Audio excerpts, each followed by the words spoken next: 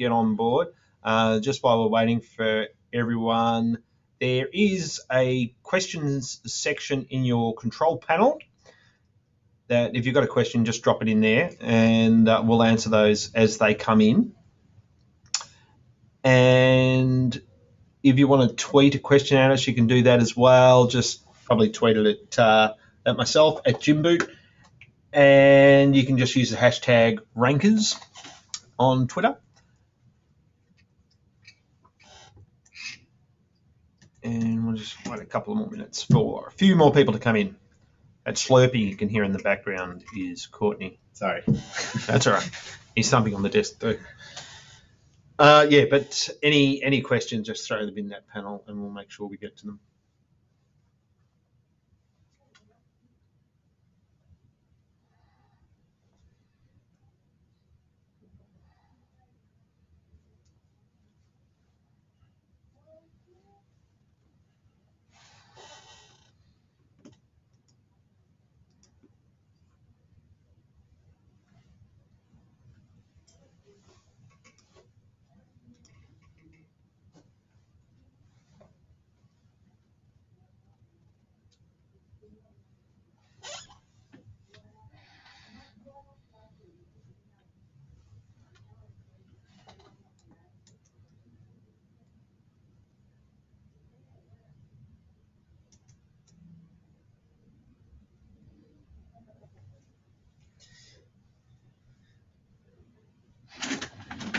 Just going to go ask someone outside to just log on, make sure our audio is okay, because I haven't had any questions yet. Actually, can you just get Vandy to do it? Thanks, Clinton. Get Vandy to log on, just make sure she can hear us. Because it's pointless asking me if you can hear me if you can't hear me. Because I know some of them. There we go. Chris, Adam. Thank you, everybody. Audio's fine. Thanks, Courtney. Come on back. Yeah. It's all right. We're on. All right. Welcome back, Rankers. We're about to get started on the Google Shopping. I've got Courtney Rodericks here with me. Welcome to the webinar. Yeah, so this is Courtney's first time doing a webinar, so be gentle. Be gentle. Yeah. So the reason that we're doing this webinar is because we've had a lot of success with this new product from Google. And the one that we did was 42K in 30 days. And that was for a spend, I think it was about $1,500 at the time when we got to the 42K. Yes. Something like that. Anyway, it was a 1,500% return on the ad spend. Today, I just went and did the screenshot today. You can see there, it started around the 6th of January, the campaign. The client has spent just under $6,000 for a total revenue there of $70,000. So whichever way you look at it, it's pretty big. That e-commerce conversion rate is probably 50% higher than the rest of the site, including organic traffic, which surprised me. And look at the bounce rate, though. The bounce rate I find really surprising is that it's really high, but it's converting really well. And we're told all the time, Courtney, that we need to lower our bounce rates. Have you got any explanation for that? I've just sprung this question on you without notice. It's across the board. Bounce rates are higher because these are product-specific ads. They're going right to the product. People are pre-qualified to know if they want to deal with you. They basically come to your website to go price, what they want and buy. But the important thing is the conversion rates are higher. Yeah. So the profitability is higher. Isn't it, mate? I find that figure amazing that Google's got a product that works so well, and then another part of one of Google's products saying that it isn't actually working that well, but it is. So bounce rate being a factor of course, how many pages you go and look at it, how long you stay on a page, or how long you stay on a site. You don't need to with this Google Shopping product because you're in and you're out. Exactly. With your purchase. So tell us about it. Yeah, so this is an overview of what we're going to cover in the Google Shopping campaigns webinar. So we're just going to run through what they are, where Google shows your ads, why they are a game changer besides the profitability, why this is Google's new focus, and basically how you can benefit from it. There are 4 steps to setting it up. So there's an easy way to do it, and there's the right way to do it, just like AdWords. So we'll walk you through how we do it to maximize the benefit from it. And we'll go through the future roadmap. So things what Google say they're doing with shopping campaigns. Yeah. And some of our predictions are on basically where they're headed, Right. based on things that they've said. Yeah. Okay. So we've all seen these, I'm sure. And the search that you've got in this particular site is PlayStation 4. And tell us what we're looking at there with the ads. Yeah, so from here you can see that Google puts a lot of significance into these ads because it's so specific. They're trying to maximize their revenue. So these product-specific ads are super targeted. They're at the top. They stand out because they're images now. And the important thing is that you can run multiple ads as well. So you can see on this slide, eBay has 2 ads. Yeah. Something you can't do with AdWords text-based ads. No, true. And it's difficult with SEO. So I've seen some merchants absolutely dominate. Like there'll be 8 ads or whatever, and then it'll all be one merchant. How does that happen? Yeah, so you get your merchant feed quality right, Yeah. and you get high enough bids, you have converting products, and you can definitely... I'm looking at that one there, and I can see that JB Hi-Fi is the number 1 organic. But we know from history, even just with AdWords, that if you've got the number 1 spot for AdWords and the number 1 spot for organic, the whole is greater than the sum of the parts. In as much that you do get an exponential jump. You don't just get AdWords traffic plus organic traffic. You seem to get this extra amount of traffic. So JB Hi-Fi is leaving money on the table. Definitely. There's definitely a synergy to having Google Shopping and plus SEO plus AdWords text-based ads. Yeah, because in a shopping campaign, you will still see the normal AdWords ads down below on the right-hand side. Yeah. You can definitely see text-based ads as well. Yeah. Definitely. Okay. So this is another feature of Google. It's really their big play to get into shopping. Sites like shopping.com, myshopping.com.au in Australia have done really well in this comparison site. Yeah. Comparison shopping. Get Price is another one. Definitely. Static Ice. Static Ice. Yep. Yeah. So it's really Google's way to add value to the user. So they compare your products and now, this used to be a free listing, didn't it? And when it was in the very early days when Google Shopping first came about, It was free. Now it's all pay to play. It's all paid now. Google did some testing, so when they were rolling out, it was free, but now every ad here is paid. Right. So this is essentially the same search, except now we've just clicked on the shopping link, and we've got the ads here. So here we've got 5 advertisers here under this, or is it from one advertiser, 5 shops? 5 shops. So so they've got site extensions for places, I guess. Five. So 5 different e-commerce stores sell it. Oh, okay, gotcha. Right, okay. So it's really a comparison for that product. Yeah. Okay. Right. I see. Yep. So this is really why Google Shopping is Google's next big phase. So Eric Schmidt just last year. Eric Schmidt. Boo. Yeah, go on. Sorry. Go on. So just last year, he said in an interview, our biggest search competitor is Amazon. So they're recognizing that people in the US, we probably don't feel it as much, but in the US, people are going straight to Amazon to find products. Yeah, right. Where they want that search traffic, especially because it's really highly profitable for them. Yeah, that's very curious. I did notice about 2 days ago, Facebook just buying a startup that was a search engine essentially just for e-commerce, just for product searches. And the first act of Facebook buying that search engine is to shut the product down. So obviously they can integrate it into their own platform. But this is where we're heading, isn't it? This is where we have to be, is putting consumers directly in front of the product or service that they want now. Definitely. It's all about making it easier for the user, and these big players are definitely investing heavily into it. Yeah. So this is the comparison of Google traffic versus Amazon traffic. You can see Amazon is a far way off. They've probably got a third of their traffic, Google's traffic. Yeah. But Google also includes information-based searches, where Amazon's all products-specific searches. So, Amazon's a shop. Yeah. Google's not a shop. Exactly. So this is definitely a space that Google's heavily investing in and wants to get into, and it's going to be a lot more like Amazon in the future. Yeah, I mean, we'll talk about that when you look at future directions, but yeah, that's going to be a very interesting play there for Google. Personally, I hate the Amazon interface. It drives me insane. I know that I must be in the minority because it's really successful, but and yeah, they've got a whole heap of technical issues, but they're selling stuff. Yeah, definitely. So these are the reasons why shopping campaigns are really a game changer for e-commerce, especially this time.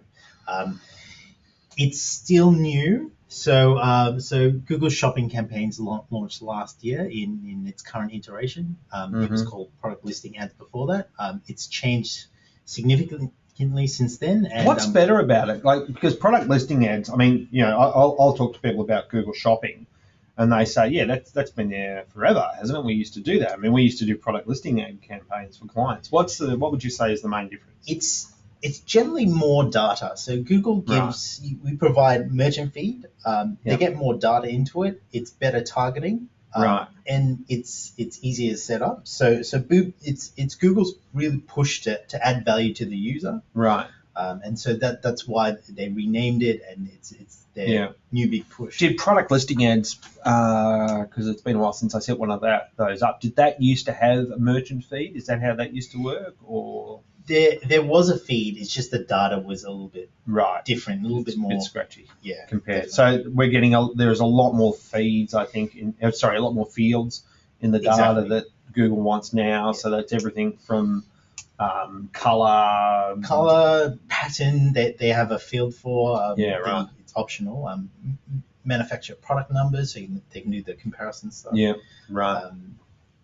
Just so they can get more data to add value. So how is the multiple ads? Can you control that, or is that just something that Google? It's really based on the merchant feed quality and your bid. So like AdWords text-based ads, the higher the bid, the higher the ads, but you just got more of a chance to show multiple times. Google's trying to maximize their profit. So if you have a high quality product that people are clicking on, they're going to show you more. Right. Okay, cool. So massive potential exposure if you can get multiple ads up there, obviously. And when you say quick to get started, I'm familiar with the ones that I've been involved with here, but how quick? We usually say 1 to 2 weeks. Yeah. So from adjusting your website data to integrating a merchant feed to integrating that back into the AdWords account and to setting up, there's a 3 days delay Google has in between those. So Google will run checks, obviously, automated checks and sometimes a manual check. Definitely, and plus we need to go over the data to make sure it's not being disapproved and there's no warnings as well. Yeah. Okay. So incredibly profitable, as we've seen from a few clients. Yeah. So these are 4 steps we take to set up Google Shopping campaigns successfully. There's definitely an easier way to do it. Google tries to make it a lot easier for the user, just like AdWords, but if you do it right, you get the right exposure, you're pushing the right data to Google, and you can get highly converting products that basically are profitable. Yeah. Okay. So we start off with prepping your website data, and then we go through to integrating that data with a merchant feed and optimizing that merchant feed. Then we push that to AdWords and set up your campaign. And then the final steps are just optimization, like continuous optimization, so we can basically maximize the profit. When we first started doing this, you were explaining the fundamental difference, say, between a normal AdWords campaign and a shopping campaign, in that you don't select the keywords that you want your products to appear for. No, there's no keywords to select. So Google purely uses this merchant feed data to determine what it should show. So I do a search for a PS4. And then what Google looks into its AdWords shopping campaigns and looks to see who is selling PS4s, basically. Exactly. And then, if I've got PS4 Black, it's going to show me the ones that are advertising the PS4 Blacks because it knows that from the data feed. Yes, definitely. And what sort of control do you have over? Is it purely bid, or is it? Yeah, so in the campaigns, all you have control over is the bids for each of the categories and negative keywords. So you can't add positive keywords. So you can't really push Google to where you want it. Right.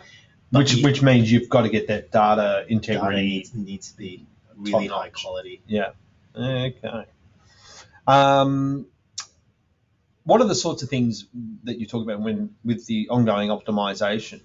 What sort of things do you look at? Like I know we saw that slide, the second slide, where there's been an increase over time, and it looks like it's still climbing, which is great because that particular client is seasonal, and that graph should actually be going down now because they sell essentially a summer product. So, what are the sorts of things that you're looking at for that optimization? So definitely, we're looking at definitely the bids. Yeah. And negative keywords, so you can still run search term reports if you're familiar with AdWords. So you basically can see what people are searching and what products they Google are showing them. Mm-hmm. So we can you can direct Google purely on what you don't want it to see in your Google AdWords account. Right. Okay. What about impressions versus display? Does that happen with a Google Shopping campaign? Like, will my ad display every time there are searches done, but it's going to depend on my budget and everything else? Definitely. So you have your impression share, right, and impression share for rank as well. So you really look at your percentage impression share rank, yeah, and compare it to your profitability to really maximize that. Got you. Plus, we need to monitor your merchant feed as well. Yeah. Google's constantly rolling out new features, shipping updates coming in April. Right. Okay. Tell us about that. So the new shipping updates coming in April. It's really Google's push to be more like Amazon. They want to show everyone what it's going to cost them. The real price. Yeah. Yeah. Before they even get to your site. So in the ad, you're going to see probably the cost of the product plus shipping costs. Yeah, we've actually started to see it. So right. they're just making it a requirement for everyone in April. Right.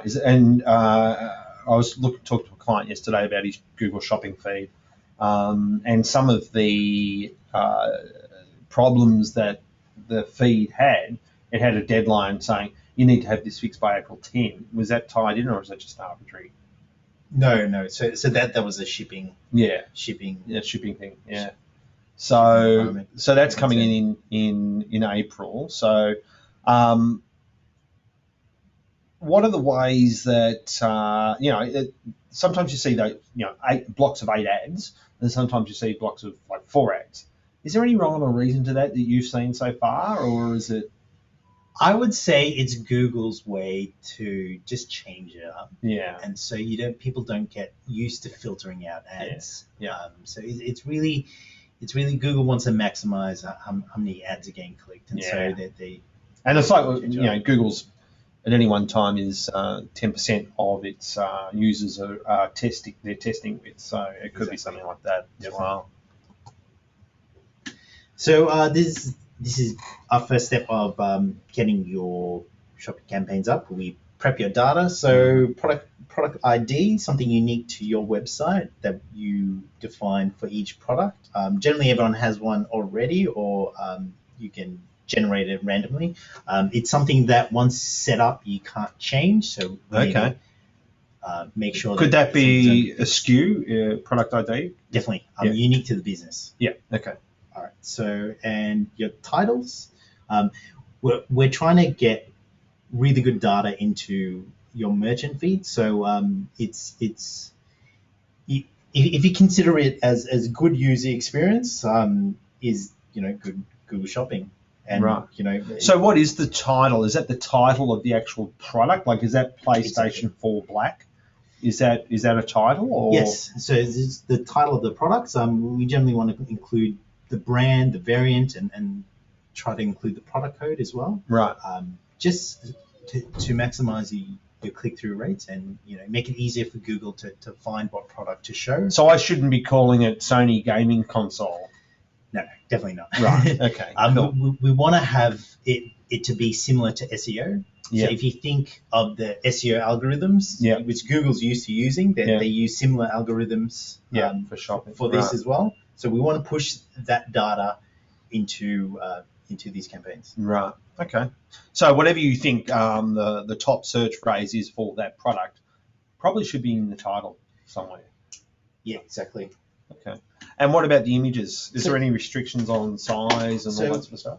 Google wants square images, minimum 800 pixels, and we've had issues that we're 800 by 800.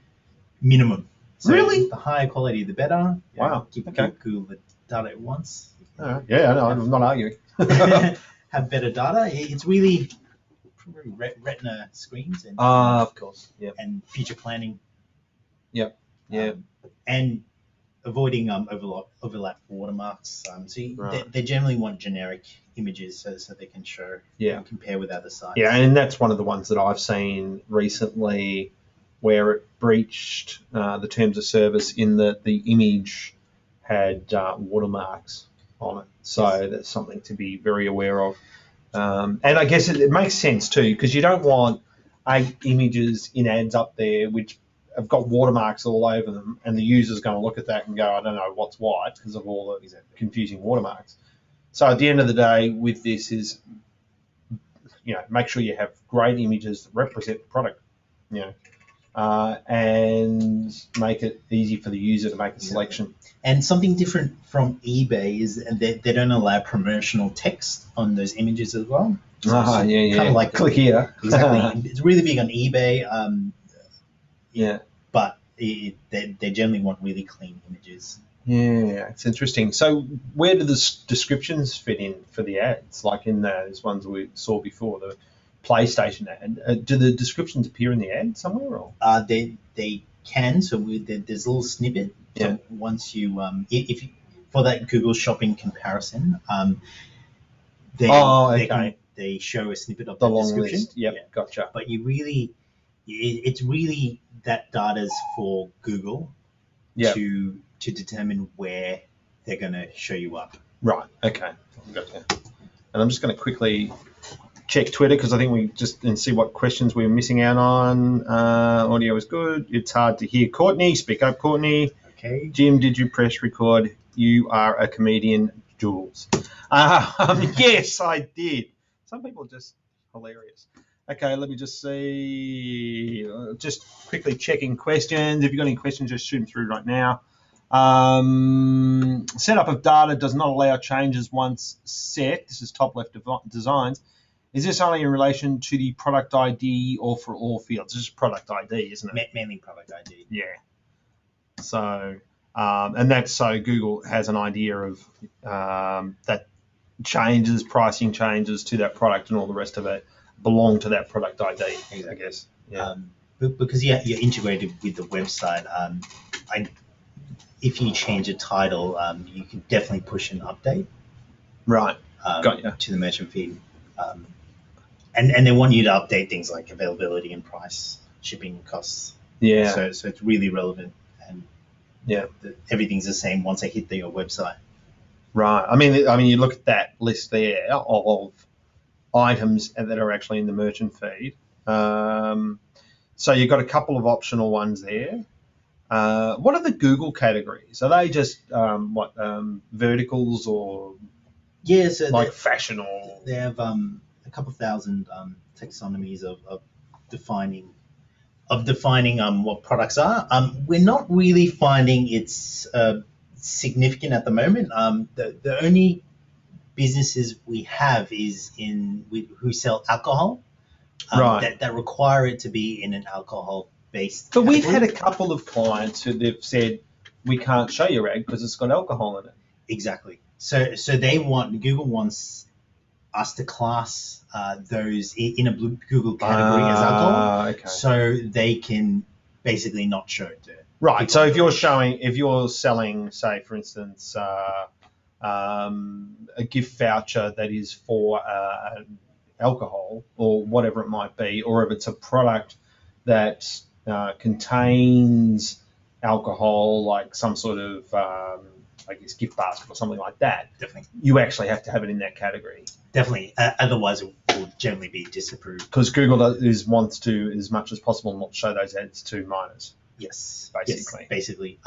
But it is optional at the moment for many product types. But because of where Google's heading, it's definitely something that you want to fill out.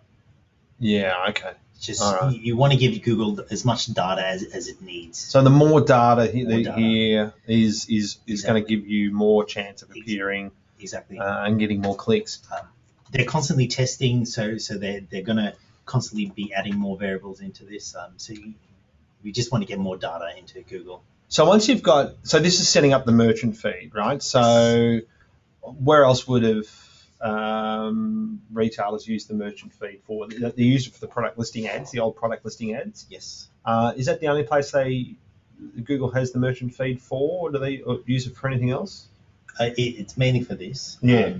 A similar merchant feed can be used for shopping.com, myshopping.com. Oh, yeah. It's really the way for your website to talk to Google. And for the more technically minded out there, this is a feed that's XML feed. XML. Yep. Or spreadsheet. You can have a manual spreadsheet. You get a manual spreadsheet as well. Okay, cool. And some of your bigger content management systems, hopefully, is there anyone here from Business Catalyst? Cool. Really hard to set up on Business Catalyst, and you have to do it manually, apparently, I'm told by the team out there, and we have to update it manually. So that sucks a lot. So if you are on Business Catalyst, Todd, if you're on today, I don't know if you're on today, but that's one of the problems that we have with Business Catalyst. So the easiest is Magento. Shopify, I believe, we're about to do one on Shopify, but I've been told by a couple of other Shopify developers that it's really easy to set up. It's not too bad. And BigCommerce is okay, I believe. They're the main ones. We haven't done it on OpenCart, but yeah, it should be okay on OpenCart. Yeah, definitely. So the real issue is getting this data updated. So generally we'll have a daily update. So we push this data from your website into Google, especially for things like availability, price, and shipping, things that would change. Yeah.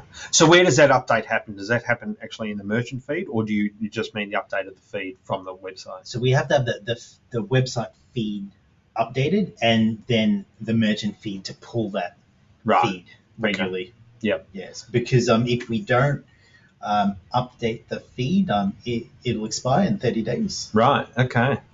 All right. That's a pro tip. And it's taking Google 3 days to review the feed. So I guess there's some sort of algorithm check that goes across it first, and then there's problems. They might have a human. They might have a human, because that's the only explanation for why it would take 3 days. So have you spoken to anyone at Google yet about Google Shopping for any problems? Because we regularly... Constantly, right. So... and what are some of the things that you're speaking to Google about Google Shopping? Just why products are getting disapproved, why we're getting warnings for products. Is it still buggy, do you think? It is. They're testing a lot of different features, and so it is buggy. It'll kind of always Google. I know, they're a pack of geeks. That's what I keep telling everyone. Google's just a bunch of geeks, and some of this stuff is really buggy. They're not Apple, so don't expect it. It's it's Google. Tell us about this. Subdivide our big group. Okay, so what's it about? So basically, this is the screenshot. So once we have to wait up to 3 more days to get the merchant feed synced with AdWords. Yep. So once they're approved, they need to actually be pushed into AdWords, and that's generally the standard delay Google has between products. Yep. So once that little checkbox saying create one ad group and generate multiple product groups, that will become active. If it's still gray, it hasn't synced yet. Right. That's the easiest way to indicate if it's So has if been this seen. if this ad group creation is still grey, do you mean? If that second checkbox is grayed Oh, out, it's greyed out. It means Um, it hasn't synchronized with the merchant feed. yes. Right. Okay. And so once it is, we have this option to subdivide. So this subdivision is really, it's different for every business. It's really how you divide each product up. So Right. and this is important because this is how we manage bids, because we manage bids on this product level. Right. So, given the PlayStation or the PS4 example, if I was selling, I don't know, a bunch of gaming consoles, accessories, or whatever, how does this work in the real world if I select brand versus product type or category? Does that mean, is that like, can I have all three for my feed on separate campaigns? Yeah, yes, you can. You can have multiple ad campaigns and prioritize them. Yeah. But generally, you initially you'd want to break it down by one of them. It's just what really makes sense to your business. So Right. how you split it up. Okay. The more split, the better. Yeah. So some businesses have their own products. So you wouldn't do brand. You do something like a category. Yeah. Whereas there's other retailers that have multiple brands and they want to really see things on the brand level. So you do brand. Right. Now, I've had a couple of, and it's interesting, taking 3 days, and it must have a human look at it. But I've had a couple of questions, and I think Daryl, who's on today as well, asked me last week.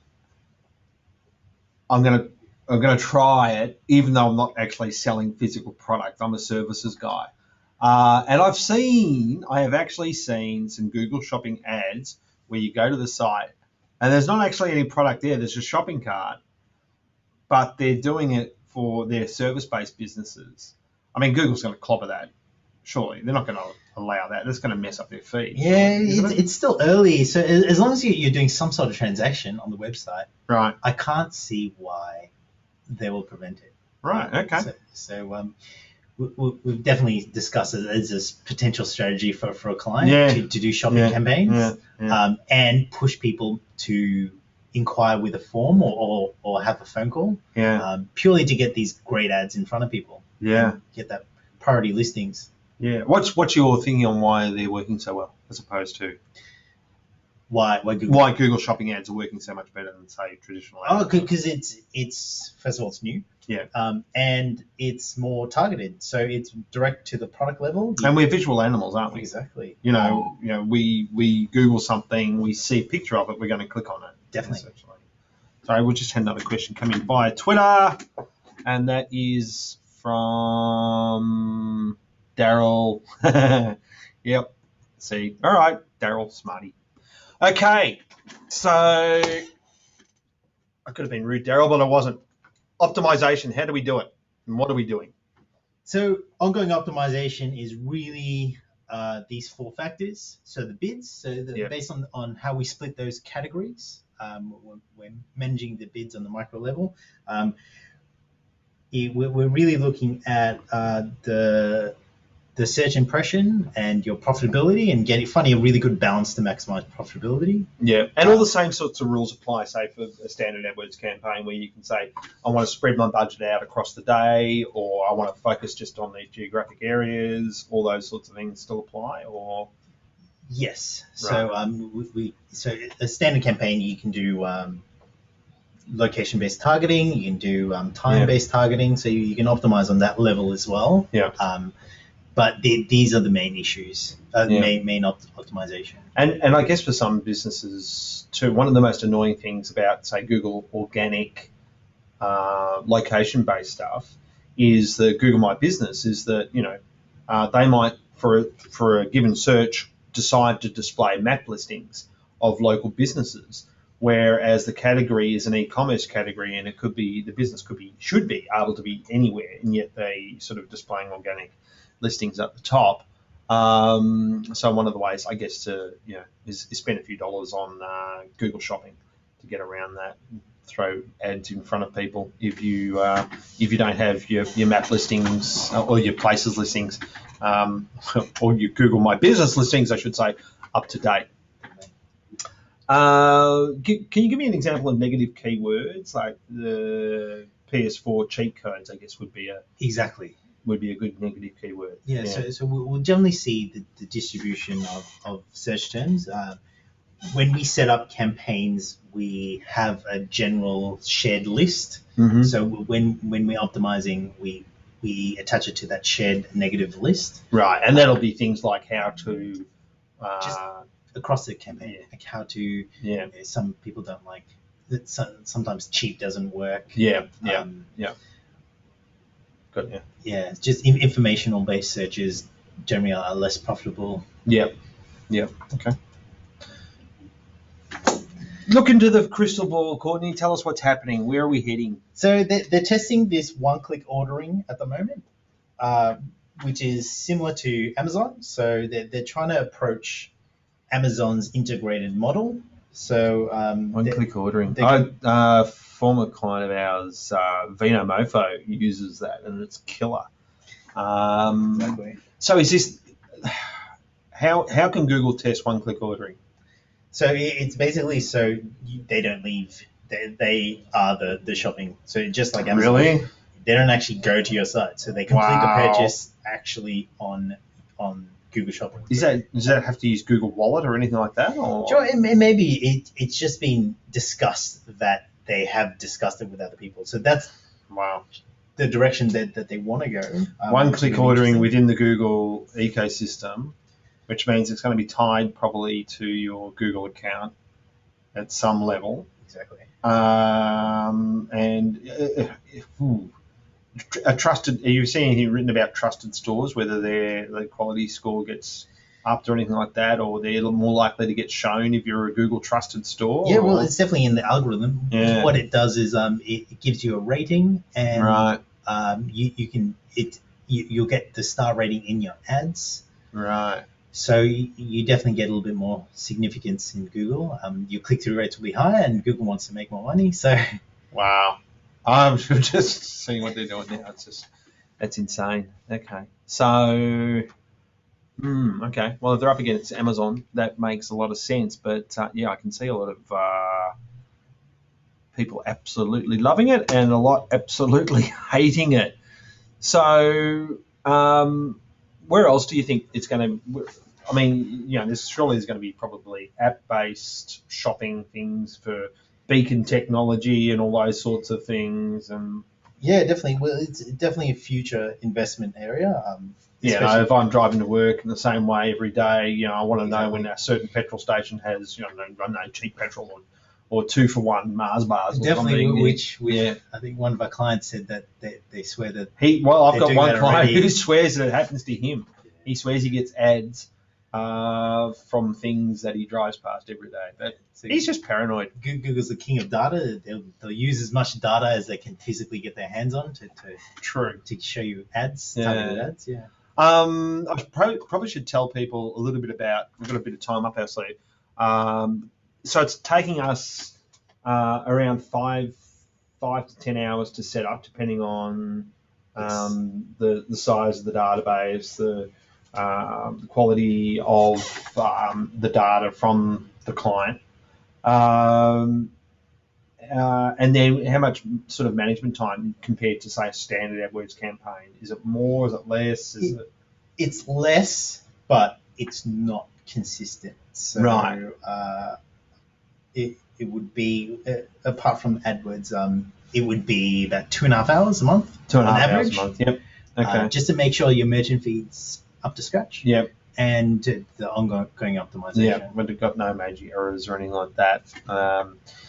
And just even things like a change to the website that you may have added can really stuff up your data feed if you're not on top of it as well.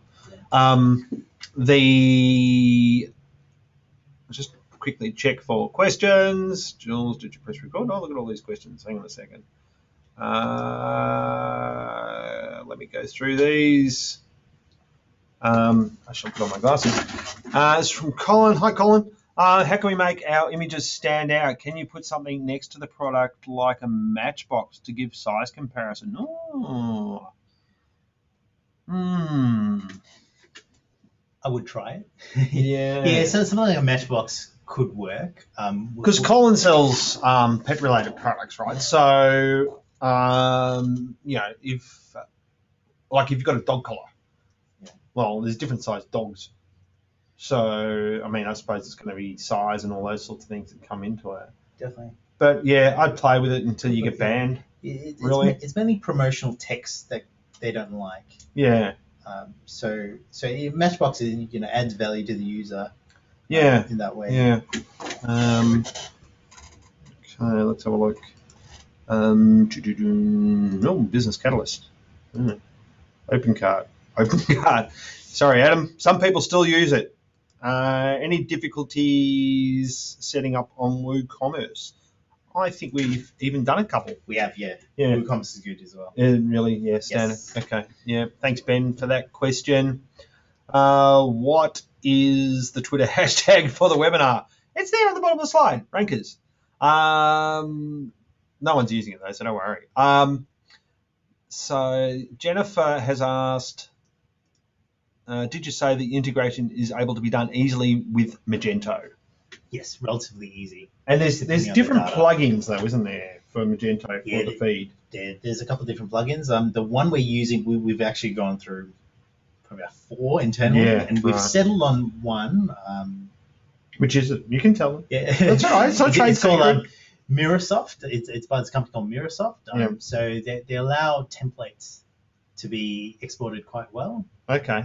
So we found it's generally quite easy and quick to set up with it. Yeah. There's a little bit of it's not a free cost. one though, is it? Yeah. It's a paid one. Is it a subscription one or it's paid? So once off. I think it's about $120 okay. US. Yeah. So it's one. Yeah. Okay, that's pretty cheap.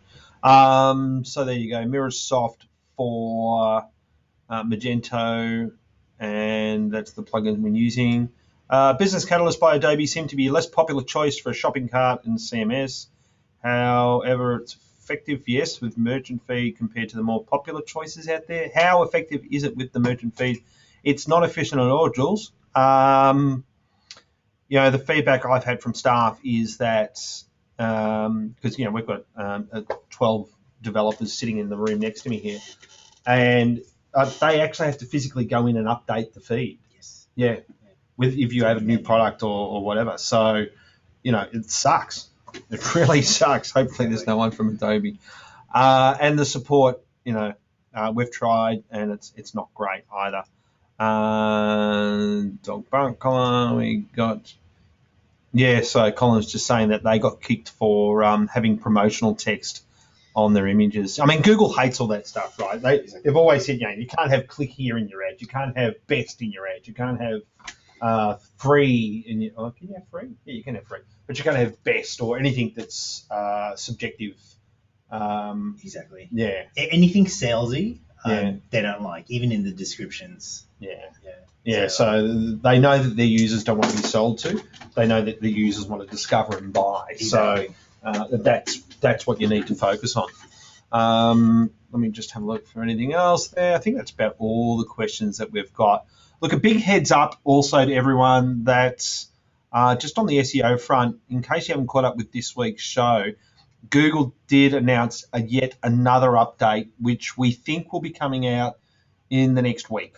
And if you're doing anything like, and the update is called about doorway pages, but I just want to give those of you here a heads up. Go and watch the show that was published yesterday on stuartmedia.com.au because it's a significant update in that I think it's going to change a lot of the search results that we're currently seeing in Australia, because there's a lot of businesses that have been using this doorway page technique for a long time. So if you're doing anything like you've got a whole bunch of micro sites where you're trying to drive traffic back to your main site, there's some businesses out there that still do that. You've got to stop that. You've got to switch that off. If you're doing things like, I don't think we're going to need... we have. I was going to use an example then, but I realised we've got someone in the webinar that actually is in that category. So if you do anything like, what's a good one? No, I'm going to use it. Carpet cleaning, because they're the ones that always do it. Carpet cleaning. if you're one of these sites that has carpet cleaning, Melbourne carpet cleaning, Nunawading carpet cleaning, and you've got a page for each of them, and the only difference between those pages is the name of the suburb, you're going to be in trouble. So what Google's trying to shut down here is anyone creating content specifically to rank for a given phrase. Now, I know most of us will say, but that's the only reason I write a web page or create a web page is to rank for a given phrase. But if it's specific to a given phrase and it seems to be outside your existing navigation, so I'm not talking blog posts or anything like that, but I'm talking about standalone. So you have this huge number of pages on your site that are purely dedicated to getting traffic in for a given phrase, like, carpet cleaning, Nunawading, then you will get hit. And that's going to be within the next 10 days.